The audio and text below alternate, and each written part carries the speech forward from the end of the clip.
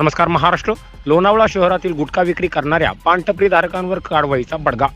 Lonavala Sathya Sai Kartik police अधीक्षक तथा उपविभागीय पोलीस अधिकारी लोणावळा विभाग लोणावळा यांना गोपनीय बातमीदारांमार्फत माहिती मिळाली की लोणावळा शहर पोलीस स्टेशन हद्दीमध्ये असणाऱ्या पानटपरी यामध्ये महाराष्ट्र शासनाने प्रतिबंधित केलेला गुटखा पान मसाला विक्री होत असल्याची खात्रीशीर बातमी मिळाल्याने सत्यसाई कार्तिक सहाय्यक पोलीस अधीक्षक तथा उपविभागीय पोलीस अधिकारी लोणावळा यांनी व त्यांच्याकडील पोलीस स्टाफ तसेच लोणावळा शहर पोलीस स्टेशनकडील पोलीस स्टाफसह लोणावळा शहरातील पानटपरी धारकांवर छापा टाकला.